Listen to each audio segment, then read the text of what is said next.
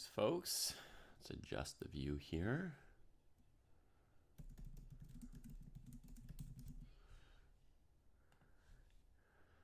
Okay, today it is Rapid Arenas 15 plus 5.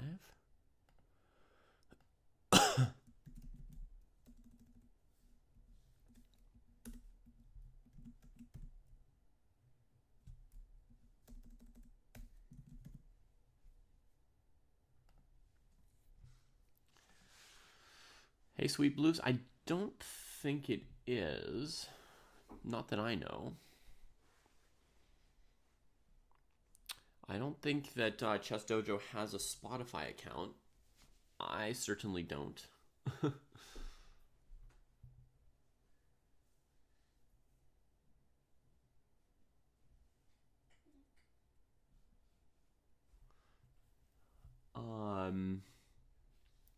I don't know if there's U.S. Championship coverage. I'll be covering the U.S. Championships on school days. I don't have much time today because I've got the kids at home.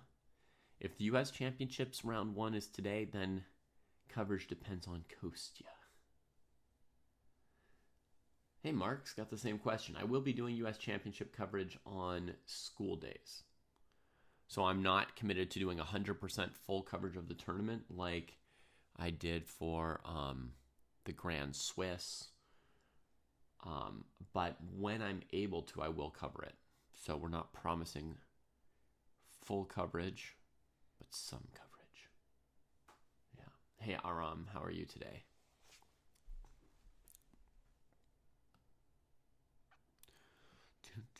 Kostya's there and will be on today. That's the answer I was hoping for. Yes! So that's your answer, everybody, on YouTube as well. Kostya will be doing U.S. Championship coverage today.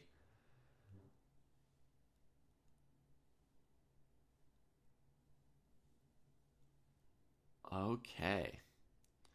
Perfect, Kostya. I have to go between 10 and 10:30 at some point. Because my partner has a thing to go to that I didn't find out about until a few minutes ago. So yeah, we'll try to do a handoff. Do you think maybe 10:15 you can do a pre-show for 15 minutes? That way we could keep the stream going. Do a pre-show. All right, perfect. Okay, let's say 10:15.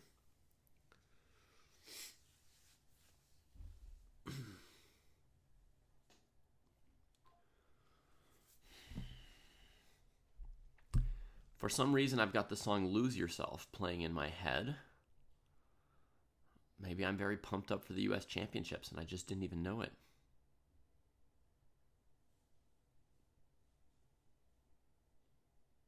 Yeah, I think Rita, although Kostya can obviously speak/chat for himself, I think Kostya is planning to cover a lot of the U.S. Championships. I'm planning to cover a lot of the U.S. Championships during the school days. Hopefully, sometimes we'll overlap and get to talk about the games together and share some ideas.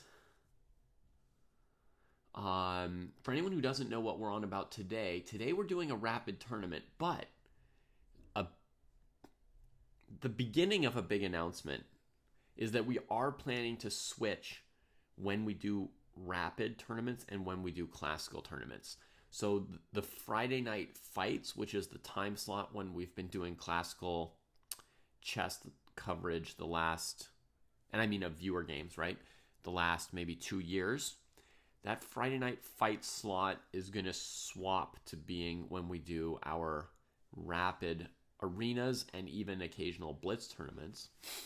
And Kostya and I are going to move the classical arena and classical commentary and coverage to Saturday or Sunday mornings. It's going to alternate a little bit because Kostya still plays tournaments and stuff like that. So we don't know if it's always going to be Saturday or Sunday. It's going to bounce back and forth a little bit more. Some people may know when I said we were doing viewer rapid arenas on Saturday or Sunday mornings, it ended up being, let's say, 51 Sundays and 1 Saturday. So some of you might think it has to be Sunday. But in theory, these viewer rapid arenas have always been either Saturday or Sunday, able to move between the days. And so the classical coverage will be then. And that classical coverage will include these 24-hour drop-in arenas that we set up on chess.com where anyone can just get a game against the person closest rated to them who happens to be online at that time. And we've got 2 dojo tournaments, the round robins and the open classical, where we will tell people if you're playing in those tournaments, here's a time slot where you could get live commentary on your game if you send a link to the game to Kostya and David when you start the game. And I think the simplest process there is going to be just send the game to both of us, because we don't know in advance who's going to be doing the commentary or the coverage on any particular day. So you'll send the game to both of us, and whoever's doing the coverage will then be able to watch your game and talk about it on stream. And the full announcement is coming later. As I said, this is just the beginning of the announcement. It's sort of a precursor. It's a, hey, warning, this might be up. This change might be in place by next weekend already. But I'm guessing that we'll be doing coverage somewhere in the same range as when I've currently be doing the rapid arenas. So the rapid arenas are currently 9:30 to 12:30 Pacific, or noon 30 to 3:30 Eastern, or 11:30 to 2:30 for people like Kostya who are not on Pacific or Eastern and always have to adjust it, even though St. Louis is the capital of U.S. chess. And so I think the classical coverage will be somewhere around that same time, 3 to 4 hours Saturday morning for those of us in Pacific time, and sort of midday for those on the East Coast, and evening for those in Europe. And yeah, Kostya might create a Discord channel for that versus you all having to ping us directly with that. Okay, so that said, today's main event is these rapid tournaments, or today's appetizer for those of you who are really interested in the U.S. Championship. Maybe the U.S. Championship is the main event. Today's appetizer is going to be rapid tournament, 15 plus 5 in 3 sections. Did anybody notice on this starting soon page here that you can see my game history next to this chessboard? Do you see my game history? I have another 10-game streak without losing a game. I know I've been drawing more repetitions. Another 10-game streak. I'm just slowly grinding. And it's mostly like lower-rated players playing me. I put out a Seek plus or minus 200 points, and you see people like a full 200 points behind tend to be the ones who grab the Seeks, but 3 or 4 points at a time, inching up. Okay, but what we really want to see is we want to see the tournaments, right? So let's go to clubs. So here's the Chess Dojo Club. And let's go there. For those on YouTube, this is how you can navigate to these tournaments, right? You go through the Chess Dojo Club page. And then you would click on one of these join buttons. I'm going to copy a link, go over here, grab this thing. And here with this view, you can see what it looks like when you join a thing. You have to click this green button here, for example, to join the tournament. We've got 2 players here. This is the under 1300 group. So playing mid skydive, maybe you're handicapping yourself by being in the air without an airplane as you play. But normally you would belong in the 13 to 1700 group by rating. The 13 to 1700 group is going to be this one here. Oui, chérie, je suis dans mon programme, tu sais. So this would be a good group for 13 to 1700. Again, Jirik Mizera, you should be in the under 1300 group. I don't know what to say. Sassy Girl, who would win Jesse Kreiber's Ben Feingold in a classical match of rapid bullet and everything. I don't know if that's a classical match, but Feingold and Kraai have surely played each other a few times in the past.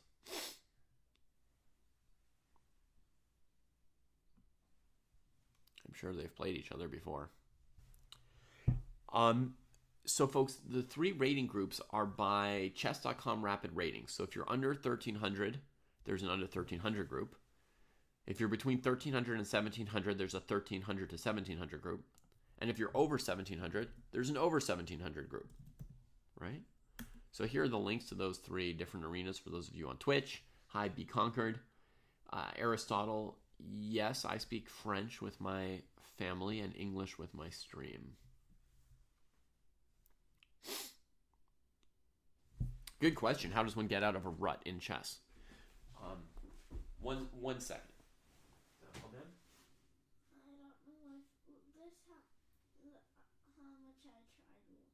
1, 2, 3, 4. Okay. 5. Okay. Le clé ici, c'est que tu as une magie incroyable. Kill all enemies with 0 power. En premier, utilise ces magies-là. Frostbite, ça veut dire entre sa pouvoir à 0. Okay.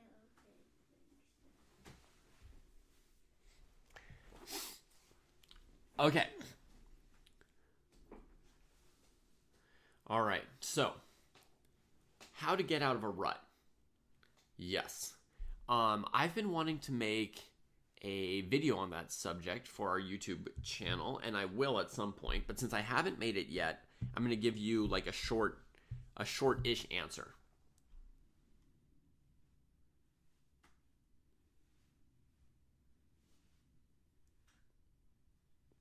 Three arenas, grand minor, so that people can play with folks who are close to them in rating. You see, one is under 1300, one is 13 to 1700, the other is 1700 plus. It's most interesting in chess for the most part to play with people close to you in rating because the games are super competitive. You know, you don't know if you're going to win or lose. You can tell if you're playing better or worse at that time. All right, so getting out of a rut. Let's answer this question, at least briefly. It's a very interesting one. Then we'll get back to filling up our tournaments, which start in 9 minutes. So getting out of a rut. Okay, one option for getting out of a rut was already suggested in chat. So props to Be Conquered, who says take a few months break. Sometimes a break is just what you need. It doesn't always necessarily need to be a few months, right? So taking a little break can help you come back refreshed, and it can let go sometimes of something that's holding you back. Like sometimes when you're in a rut, you stay in a rut because you're having bad thoughts about the fact that you're in a rut. And so Shy Guy says just keep playing, eventually the rut will end. That is true for some people, but sometimes the fact that you're in the rut is creating the continued rut, right? So that's where a break might allow you to come back and play chess 2 weeks later and not be thinking about your rut. So that can help. Hey, that's awesome, Sweet Blues. Another way, I think a really good way to end your rut is to try and do something to regain your confidence. Because something that tends to erode when you're losing a lot of games is your confidence.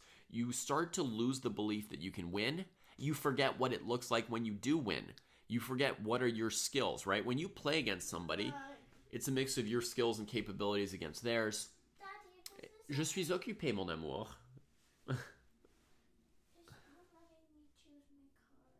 Okay.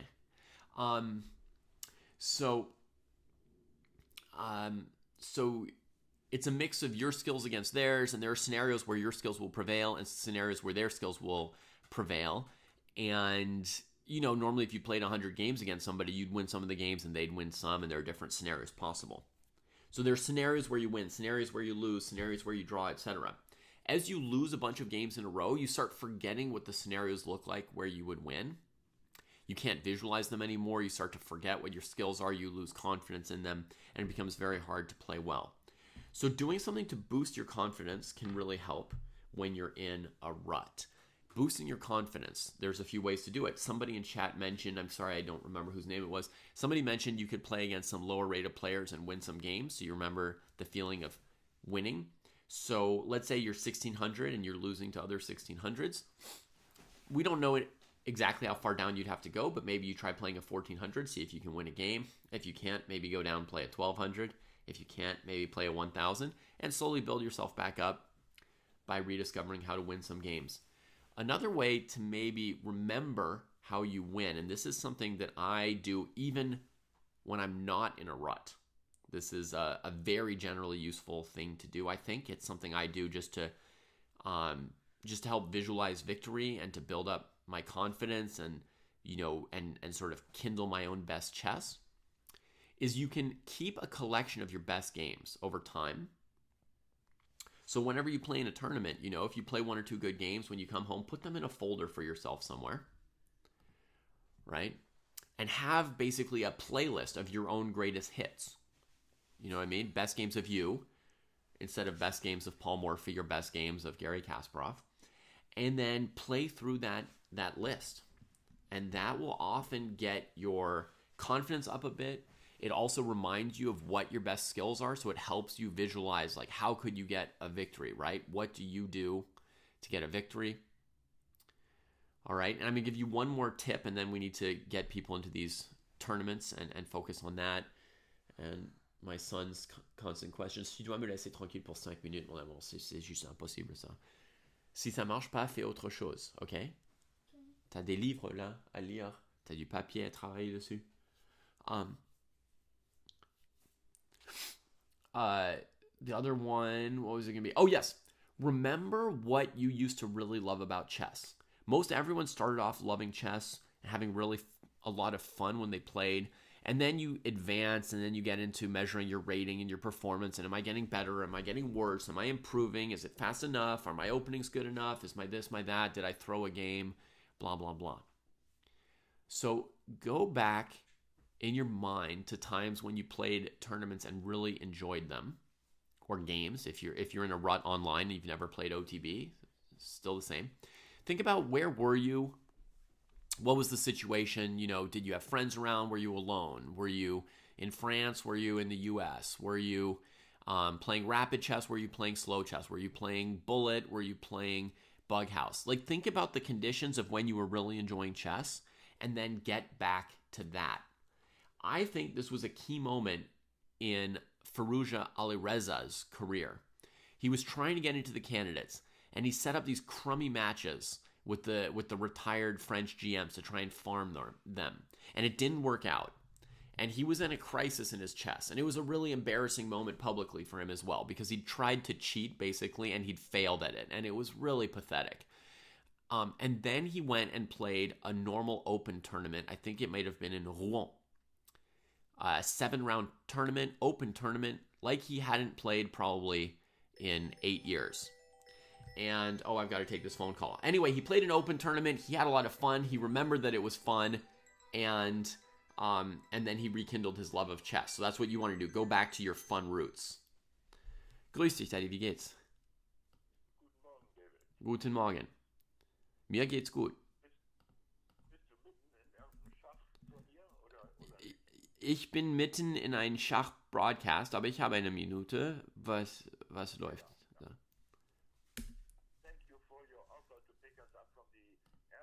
Ja.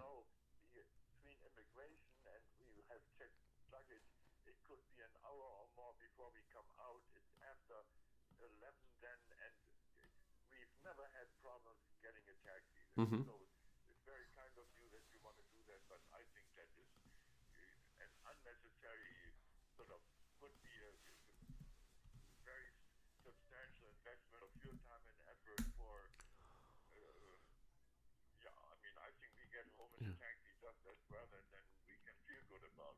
Okay. Aber das stört mir auch überhaupt nicht. Also wenn ihr wollt, dann kann ich kommen. Es tut mir nichts aus.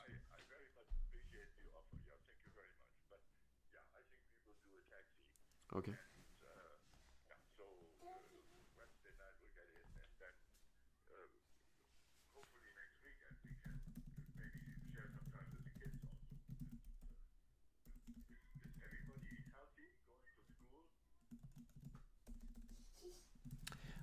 Yeah, everybody, die sind alle gesund hier. Und ja, haben keine Schule morgen für Indigenous Peoples Day, aber außer dessen sind die in der Schule, ja.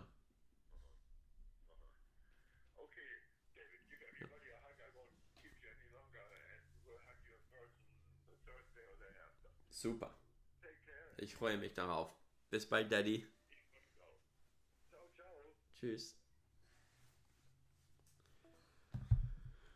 Okay, tournaments are starting in 1 minute flat. So if you want to join, folks, let's hurry up and join. Let me see if we've got enough players in the under 1300 group. The 13 to 1700 has enough, so that is nice.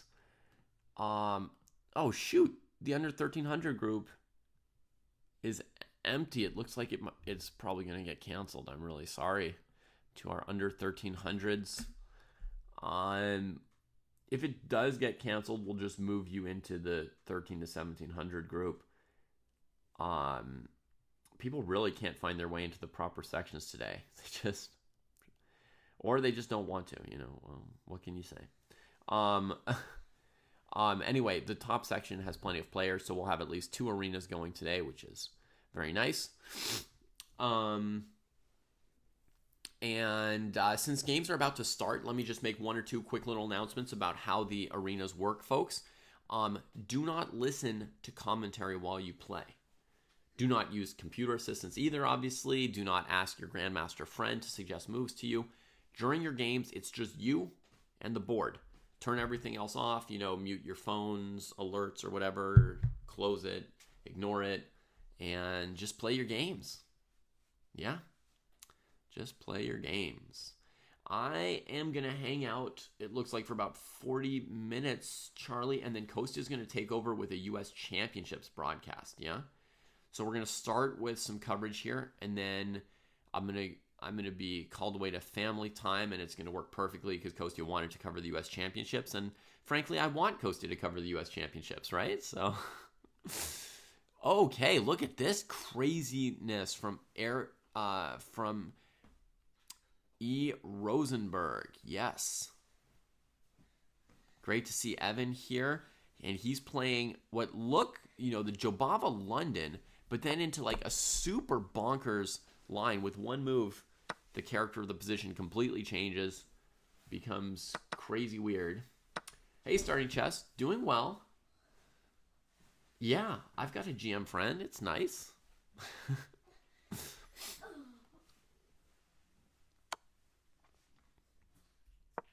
Ooh, Black's looking to win a pawn here. So Black is now up a pawn. Wait, 2 can play at that game. What a hilarious variation. White recovers a pawn with the same stupid queen check. And obviously the queens could not successfully go on a5 and a4 at the same time, right? I've never seen this before. And they pass one after the other through that same spot. Hilarious line. That is one of the funniest chess lines I've ever seen. Now, I would say, I don't think this line is a great line for White from a theoretical point of view, because Black could play bishop f5, and then they're 1 tempo up in development with a very, simple, acceptable position for Black. So I don't think this is, some opening that you're going to see played at the candidates tournament by who's in the candidates, Bluebaum or Geary, but it's a hilarious variation nonetheless, and certainly it's not unplayable. Both sides have playable games. It is playable. No blundering in this line. Pawn confusion. You think the more critical line for White might be pushing past, like playing for a space advantage, kind of like an Albin counter gambit as White instead of as Black, right? Albin counter gambit.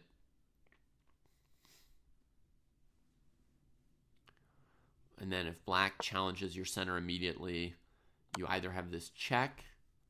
You can't trade because of this. Oh, you do have that. Yeah. So with this kind of famous tactical trap, they can't take the piece because of the queen. Or potentially you even have this move. So d5 may be a critical move to look at here as well. But White traded, and we get here. And National Master Rosenberg having himself a think. See what other games we got going here. Acid Jake has already won 2 games in the time that other people played their first 4 moves. We've got Aaron fighting here, heading for c7 with the knight. This is probably a King's Indian line, I would guess.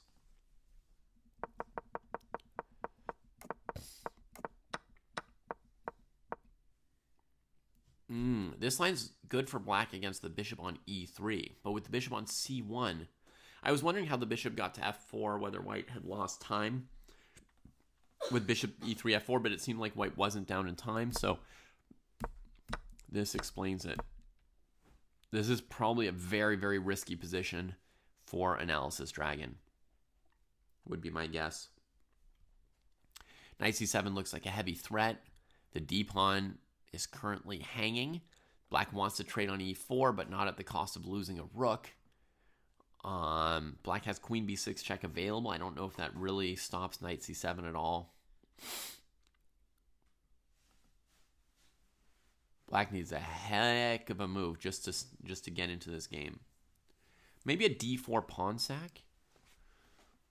And then if white goes in for c7, you can take the knight, and the other knight and it'll be too many pieces. But d4, yeah, d4, and if white takes, then maybe you open up this and win back your pawn.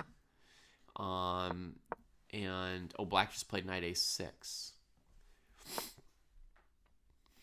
I think there was hope here with d4 maybe for black. Although d4 strategically is not what black wants to do, right? It leaves this strong pawn center.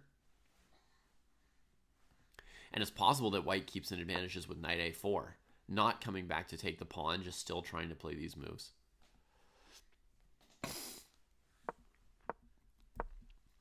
I mean, I still feel the position is very risky for black, but d4 was an idea.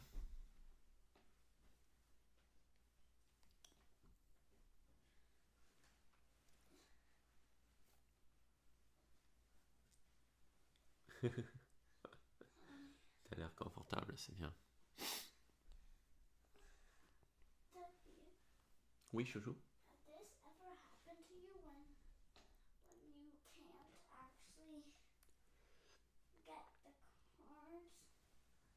You know what to do. Ça te permet pas de les remplacer? I got one on you because there was 2 of the Ça same. dit replace each of your cards. Alors tu marques chacun comme ça. Oui. Now? Tu vois, j'avais marqué replace. Si tu changes d'avis, tu peux faire undo et ça ne les remplace pas. Mais si tu veux tout remplacer, tu mets tous comme ça et tu fais OK. I don't want that though. Mais regarde, l'avis dit replace each of your cards. Tes cartes coûtent 7 et 9 et tu as une énergie. Tu pourras rien jouer. Donc tu cherches une carte que tu peux jouer. Oh. Ça, c'est l'idée.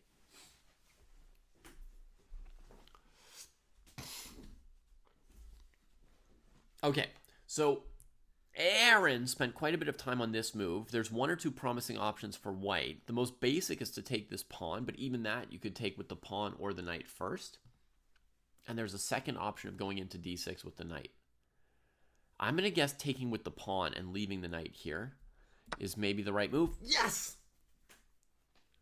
Love to see that. Knight h5 going after our bishop. It makes sense.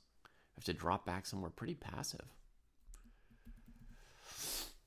You see, Aaron's thinking very carefully, despite this being, potentially a busted opening for black. Maybe bishop d6 is actually the best square for that piece at the moment. Can the knight keep it defended? There's no a6 to chase the piece. It's always very risky to put a piece here, right? Where, you're relying on a construction of defenses that can be risky in the opponent's camp. This is how you lose pieces, is moves like this normally.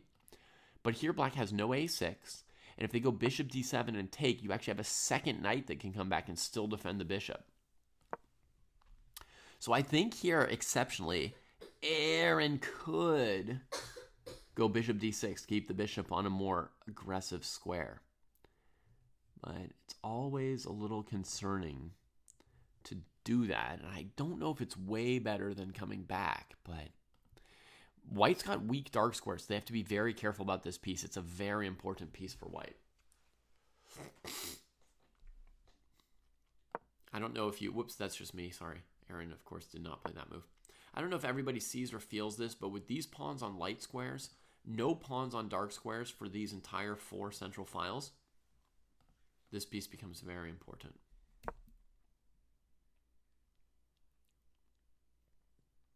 Ooh la la. Aaron allows black to trade it, which is going to leave him long-term with really bad dark squares. Good compensation for black for the pawn. So that was not a decision reached lightly. You know, I'm sure Aaron did not want to do it, but thought a while and decided it was the best option. It does really supercharge white's development, right? It supercharges white's development.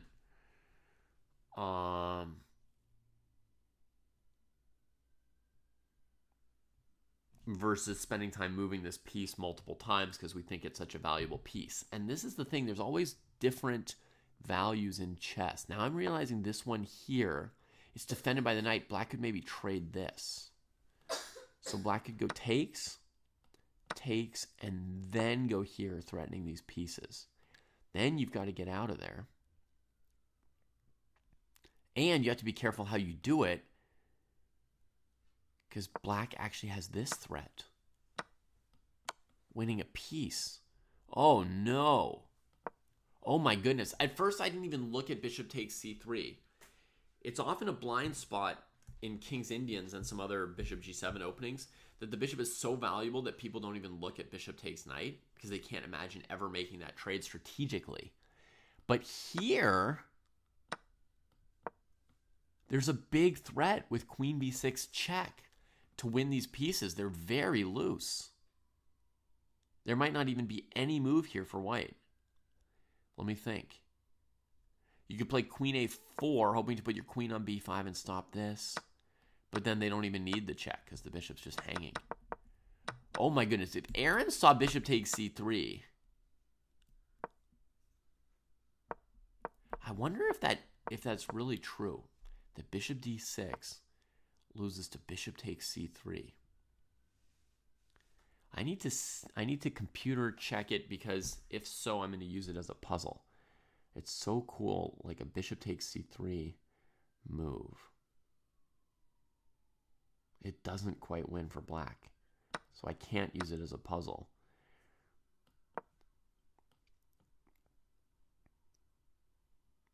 White can survive by running away with the knight and blocking the check. And then like queen b6 and the bishop can run away. It's not a great position for white. Bishop takes c3 is black's best continuation, but it's not a total cruncher.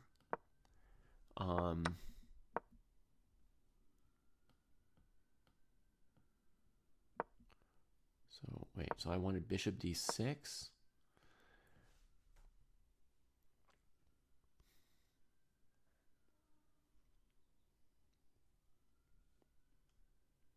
I can maybe still use it because it is the best move.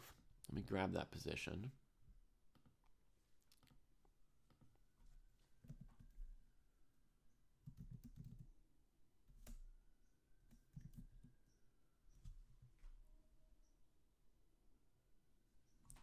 Sorry, folks. I'm going to file this in my puzzles for a moment. Let me get you the refreshed live position in the game.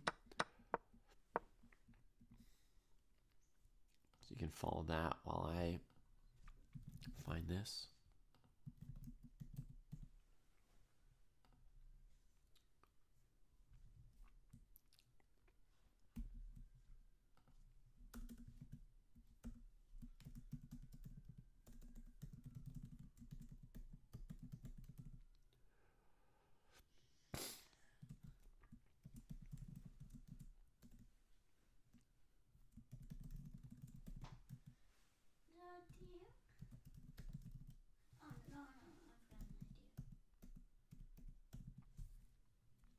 I think that's a 2000 level puzzle, by the way.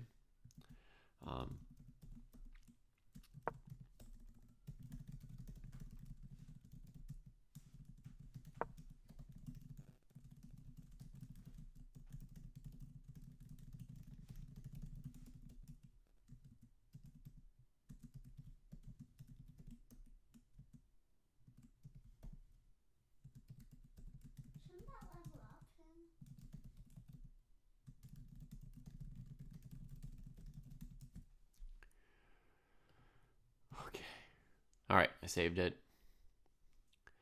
Back to the game. Oh, that's really great, Oscar. Fun stuff. So knight d4, queen b6 threatening the pawn, rook d1 defending it. b2 looks like it's hanging, so black's in great shape with this bishop on the board. I think Aaron's position is not good. Potentially we could use this position here as a puzzle as well. This was a tough position for Aaron to think about. So let me grab that as well.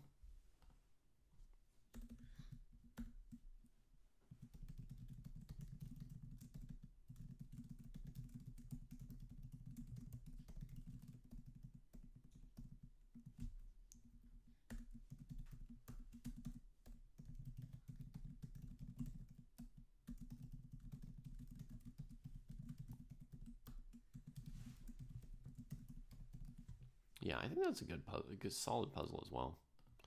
From the white perspective, same critical moment in the game. Okay, so Analysis Dragon has won back the pawn here. And now you see all these knights on dark squares just kind of hanging. The whole white position's in danger of being overworked. These knights are defending the bishop. They're just victims to the dark squared bishop. They've got no hops at all, right? All covered by black pawns. White's probably lost here, honestly. Which would be like a heavily bad evaluation for this position, but I feel like white might be lost already. There's bishop e5 and rook c8 are the two main kind of threatening moves that black could be strongly considering here.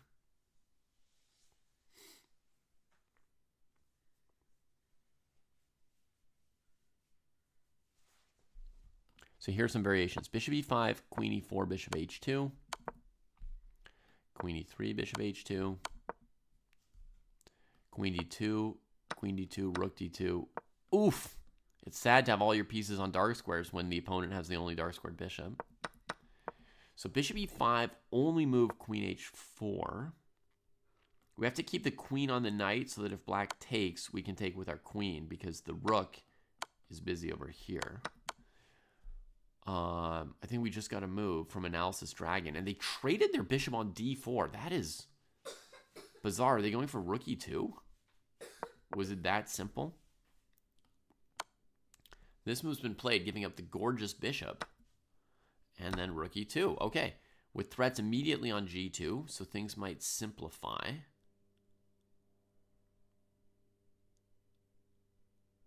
This might even be selling. Black just won a little bit of material, but it might even be selling black's advantage short because white's going to have two files for the rooks here, and black's left with their two bad minor pieces. Two minor pieces are better than a rook, but two bad minor pieces versus good rooks. White's going to play rook e1. Two bad minor pieces versus a really good rook. That might not be so good for black. Especially because white is going to be playing rook e7 immediately here. Rook e1, maybe queen a2 greedily, and plus where else is she going? Rook e7, hitting the bishop, preparing queen f6. I think black was too eager to find a way to resolve the advantage and win material. So I don't love this continuation, even though it's like a direct material win.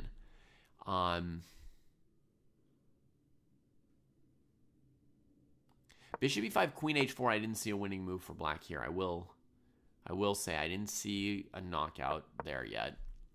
So what about rook c8?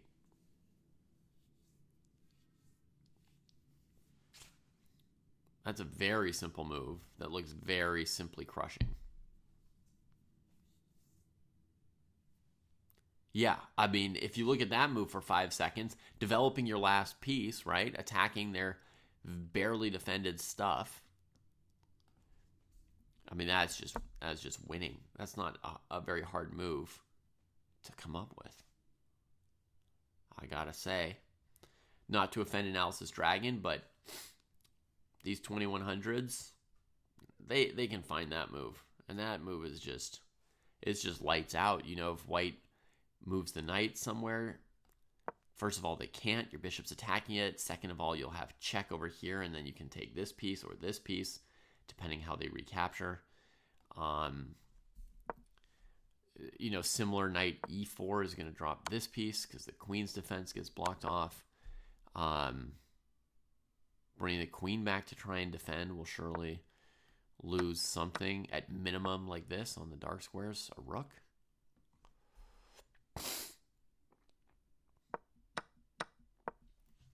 I mean, it's the simplest positional move. It's also a one-move tactical knockout. It's kind of inexcusable, actually, not to play rook c8.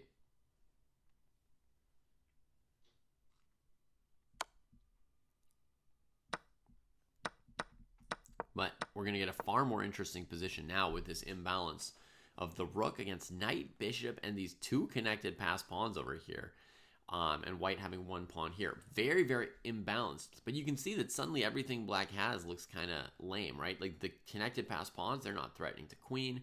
The knight is stuck on the side, can't move. Bishop is being limited by this pawn, not amazing. Rook is pretty good. Rook is pretty good. That's an understatement. These rooks are basically perfect. They're so good. Oh my god, I see an amazing move for black to maybe stay in the game here. Because they're in danger of getting busted. I don't know if people feel that, but black's in danger of getting busted. Like, you could play bishop e8. Fully reasonable move to deal with queen f6. And then, even after a simple move like rook b7, what white's doing is they're seizing control of these dark squares so the knight can never get off the edge.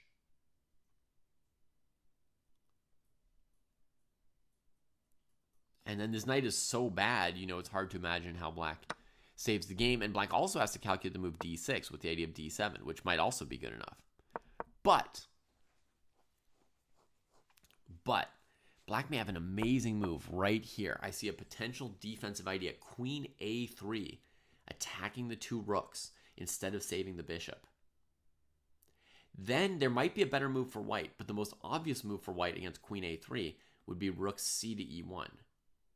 Right? Then the rooks defend each other. You keep your strongest rook, the one on e7, with the biggest threats. And then I play queen c5, because the queen on d4 is undefended. And if white trades, knight takes, defending my bishop and bringing my piece back into the game. White has one more trick there. Rook c1, attacking the knight to break the defense. That seems pretty good.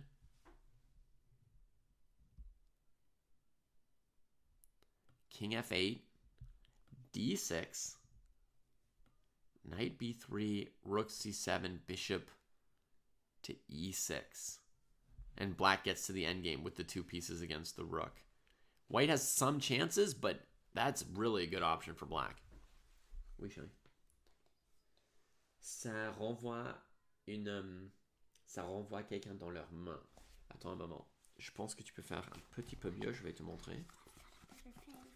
Oui, tu veux renvoyer celui qui coûte le plus, n'est-ce pas? Yeah.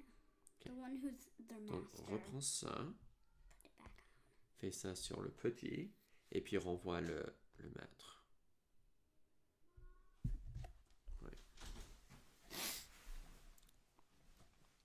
D6, B6, white can draw with rook takes c5, pawn takes c5, rook takes d7. And then white's down a pawn, but with the strong pawn on d6, they'll be able to win at least... They'll be able to take care of at least one of the black pawns and get a drawing rook and pawn ending. It's a few defensive moves left to find for white, but...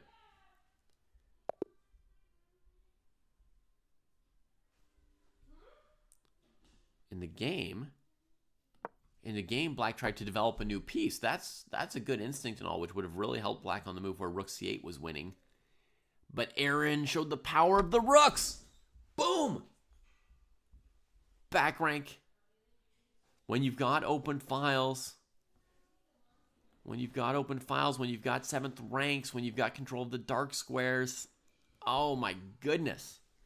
Oh my goodness. I'm actually going to clip this entire game. I think this whole game is actually going to be a good game for me to teach with. So I'm going to grab the entire thing, copy it to clipboard, and then I'm going to go put it in my Chess Dojo account. Let me give you guys another game to watch while I'm looking for it. Let's check out Acid Jake, who's off to a quick lead in this tournament. And I'm going to go and put this into a folder of teaching games, teaching miniatures, short games.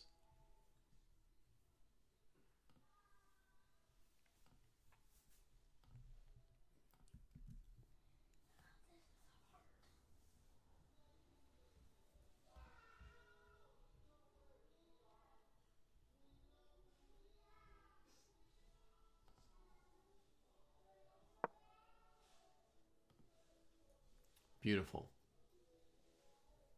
That's great, Tomas. Hope you're having fun. Here, Acid Jake is on the back foot and the back rank, right? Against these powerful pieces from black. They're tying white to the defense of g2, and white has to always watch out for rook c1. The plan is to just bounce back when you have to. So, good choice here by Jake to grab that pawn on d6. Reducing material a little bit. White's trying to hang in there for a draw, you know, just defend g2, don't let black break through.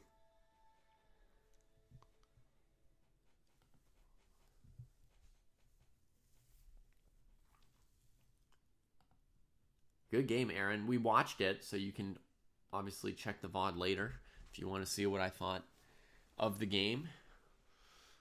Definitely some very interesting moments in it.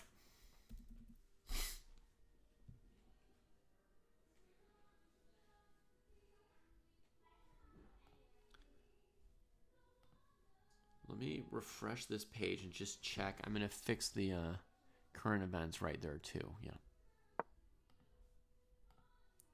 Let me just fix MooBot for today on this play command. So we'll call this under 1700.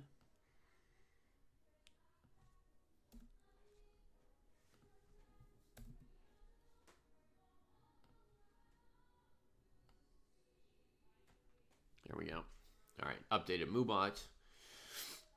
I'll be right back as we watch the end of this game. White should hold on for now, but there are things black can try by advancing the G and H pawns.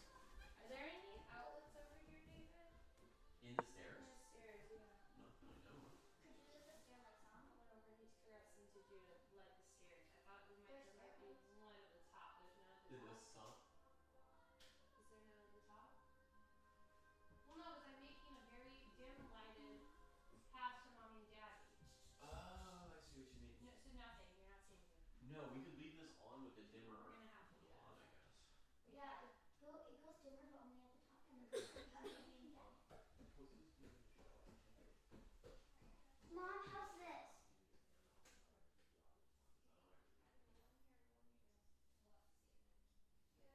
Mom, is that good for a dim light? Or should it be bright and bad? Non, maintenant c'est pas assez. Oui, mon amour. I'm gonna lose no matter what. Ah oui? Yeah, even C'est if I okay. block the strongest person, Mhm. which is him. Ouais, t'as raison. Tu essaieras une deuxième fois, ok? Bon, c'est ok de perdre. On travaillera là-dessus. C'est ok. On le refera jusqu'à ce qu'on apprenne comment gagner, ok? Okay, so hanging tough for now. White holding this, holding the first rank. If black could get a pawn to h3, that would probably break white's defenses. But if you just straight advance the h-pawn, white can play h3. Hold it off. Another option is to increase tension with g5, g4. White would probably take, and black's idea would be to win the e4 pawn after the f pawn gets diverted, right? And when you win the e4 pawn, and this f pawn here is on g4, then the e5 pawn becomes a passer, and you could use that to break white's resistance. So g5, g4 is a very big plan for black. Again, white might try to stop it with h3. And maybe we want to play g5, h5, and just make a full pawn break on g4. That seems like the clearest plan to me. And it's kind of 50-50 whether white can survive that or if white loses. The kiddo's learning how to play Legends of Runeterra, Aristotle. Oh, black makes an evil threat of rook takes f3, pawn takes f3, queen f3 check. Look at this, folks. Acid Jake spotted it in a second, right? But rook f3, pawn f3, queen f3 check. You'd actually be forced to block with your queen, thus losing the rook back here, and black would win. But Jake just, moves the rook off of that diagonal, pops the queen. You have to calculate rook g2 before you do this, but after rook e2, rook g1, king g1, white's up a rook. So solid defense, and Acid Jake putting some time pressure on Silvio by finding some of these defensive moves quickly. Queen scoots out of the way. There's currently no threat, but white doesn't have a lot that they can move, right? They have to play, I don't know, rook d1 looks like maybe the only move. Maybe rook f1 offering a rook trade. That's playable too. Yeah.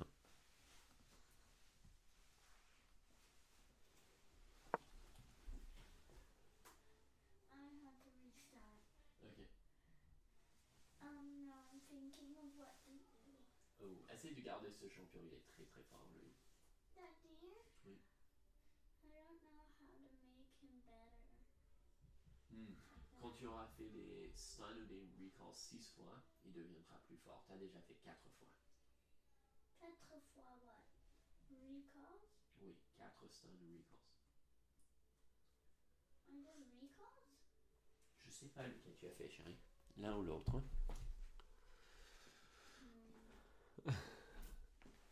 Hi, Mosquito. I remember. For stuns. Rook b1 comes in. Yeah, Silvio does not have a lot of time. And the queen has to keep the rook defended. So now white's got the idea of chasing the queen around to try and get a draw. Ooh, that might even do it.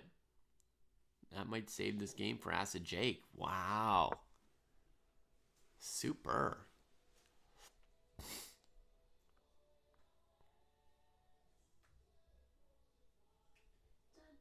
So now the question is kind of rook d1, rook d2 maybe.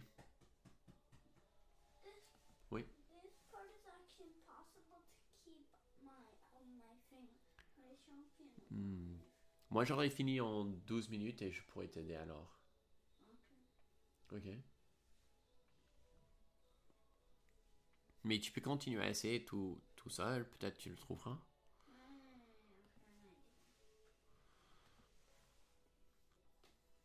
Acid Jake using some of that extra time to reflect on this move.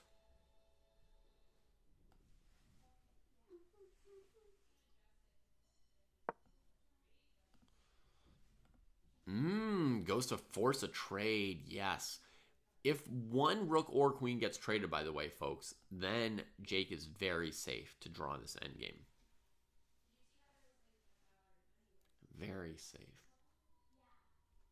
So that's great. Jake is on form to die.